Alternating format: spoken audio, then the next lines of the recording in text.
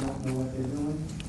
For the past 43 days, Democrats in Congress shut down the government of the United States in an attempt to extort American taxpayers for hundreds of billions of dollars for illegal aliens and people that came into our country illegally, from gangs, from prisons, from mental institutions. They wanted to pay them $1.5 trillion, which would have really hurt our healthcare businesses and our recipients at levels never seen before.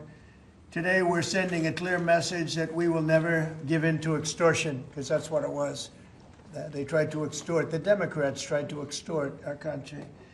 In just a moment, I'll sign a bill exactly like we asked Democrats to send us all along, many days ago. This cost the country $1.5 trillion, this little excursion that they took us on. Republicans never wanted a shutdown and voted 15 times for a clean continuation of funding. There's never been a time when one or the other party ever didn't sign a continuation. It's just a continuation, not a big deal. It's a continuation, and we'll talk later. Yet the extremists in the other party insisted on creating the longest government shutdown in American history, and they did it purely for political reasons. I want to thank Speaker Mike Johnson, Senate Majority Leader John Thune, as well as House Majority Leader Steve Scalise, Majority Whip Tom Emmer, and numerous other great Republican leaders and congressmen and senators who are here and who frankly spent a long time in Washington getting this thing to go away. I also want to thank the broad coalition of Americans that stood with us in this fight to reopen government, including the Teamsters, the American Federation of Government Employees, the Fraternal Order of Police, AMVETS, the National Small Business Association, the American Farm Bureau, the American Trucking Association. These are all incredible patriots. The Airlines for America, the Allied Pilots Association, the National Air Traffic Controllers Association, and many others, unions and non-unions. Over the past 7 weeks, the Democrats' shutdown has inflicted massive harm. They caused 20,000 flights to be canceled or delayed. They departed so many times, so late. People were hurt so badly. Nobody's ever seen anything like this one. This was a no-brainer. This was an easy extension. But they didn't want to do it the easy way. They had to do it the hard way. And they look very bad, the Democrats do. They deprived more than 1 million government workers from their paychecks and cut off food stamp benefits for millions and millions more Americans in need. They caused tens of thousands of federal contractors and small businesses to go unpaid, and the total effect of the damage their antics caused will take weeks and probably months to really calculate accurately, including the serious harm that they did to our economy and to people and to families.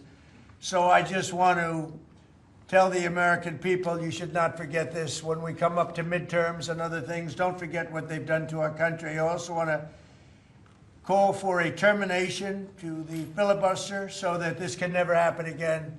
If we had the filibuster terminated, this would never happen again.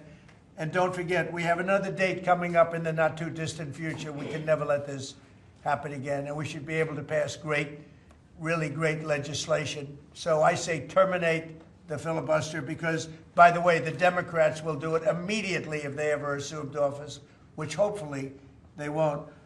Today we had the highest stock market price ever in all of the different markets. We set a record.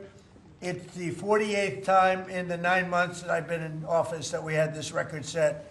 So think of that, 48 times we had a record set, but today is the highest of them all. We're going to break new grounds. Nobody would have thought. I have with us not only the great political leaders, but the great business leaders of our country. They're standing right behind me and right really alongside of me.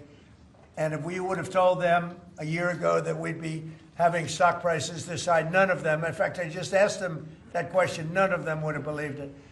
And that inures to jobs and, very importantly, to 401ks, which have also set a record today, a record high for the people that have 401ks.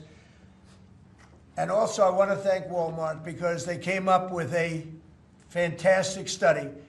It was the cost of Thanksgiving coming up and the cost of Thanksgiving from a year ago under Sleepy Joe Biden.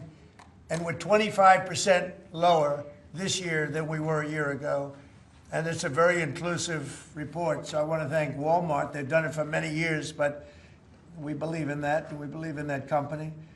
I want to also thank the 8 Senate Democrats who finally did the right thing in voting to end this craziness, this madness. But unfortunately, the vast majority of congressional Democrats were happy for millions of Americans to suffer. They really did suffer, too. And the Democrats admitted, they said, well, no, we finally have a point. Even though people have to suffer, we finally have a point, and that didn't work out too well for them. But they really went out and they could appease the fringe benefits of their far-left base, but that didn't work out because now their far-left base is angrier than ever before. We actually elected a mayor of New York City who happens to be a communist. When was that going to happen? Remember, I said all the time during my campaign, we will never be a socialist country, and that's right. We turned out to have a communist in New York City, and if you look at his views, those are the views of a communist, not a socialist.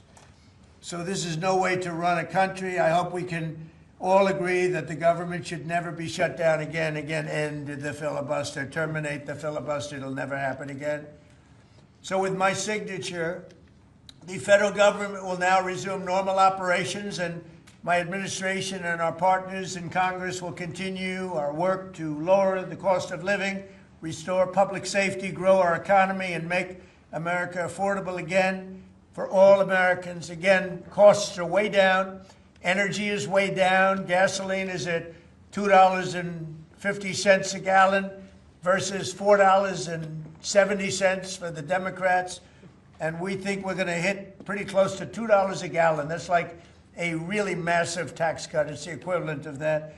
And speaking of tax cuts, our great, big, beautiful bill is giving everybody in our economy, middle income workers, low income, everybody, the biggest tax cut in the history of our country. And it's no tax on tips, no tax on Social Security, and very importantly, no tax on overtime. You work overtime, there's no tax.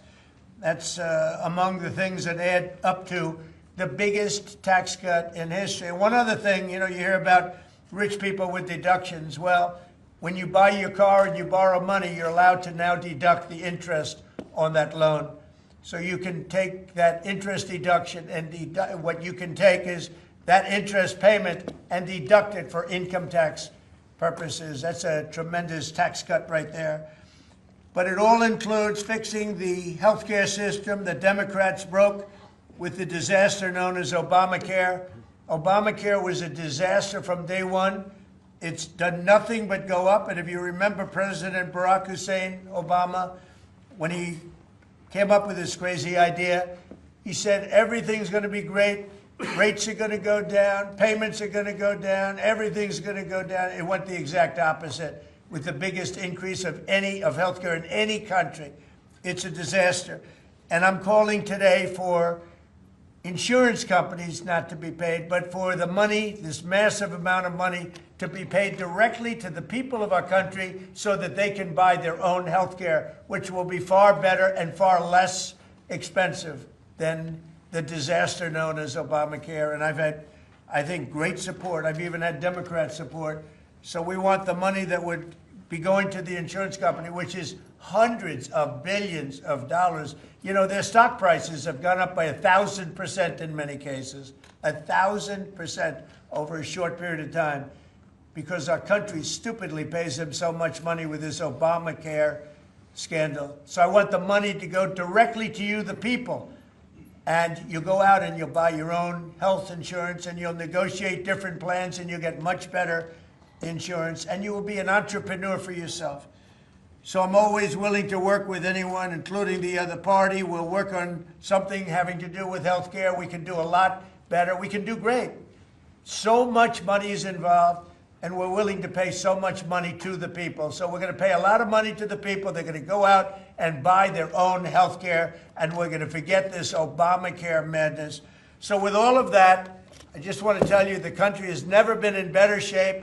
We went through this short-term disaster with the Democrats because they thought it would be good politically. And it's an honor now to sign this incredible bill and get our country working again. Thank you very much.